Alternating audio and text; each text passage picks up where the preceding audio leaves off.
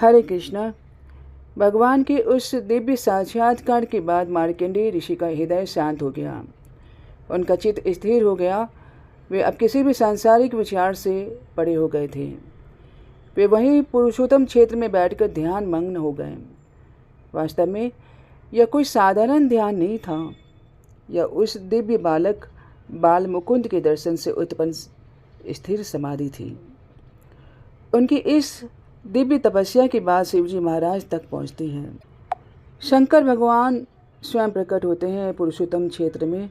वो देखते हैं मार्कंडेय ऋषि शरीर की शुद्ध बुद्ध खो चुके हैं। वो किसी सांसारिक व्यवहार में नहीं है। तब शंकर भगवान अपनी दिव्य शक्ति से मार्कंडेय ऋषि के हृदय में दर्शन देते हैं। शंकर भगवान मुस्कुराते हुए कहते हैं, हे महर्षि, आपकी यह तपस्या, आपका ध्यान, आपकी उत्सुकता और संकल्प हमें अत्यंत प्रिय है।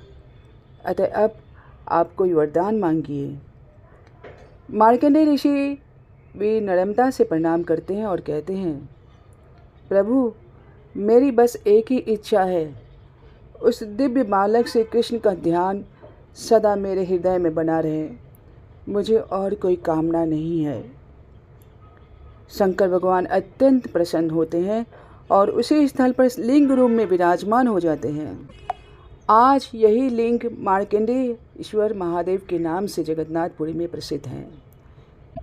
मार्कंडेय ऋषि उस लिंग की उपासना करते हैं और इस स्थल पर युगों युगों तक भगवान की भक्ति करते हैं।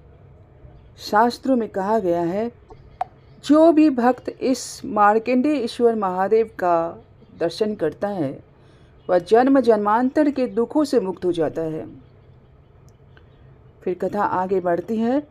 लक्ष्मी जी स्वयं पुरुषोत्तम क्षेत्र की महिमा का और विस्तार से वर्णन करते हैं।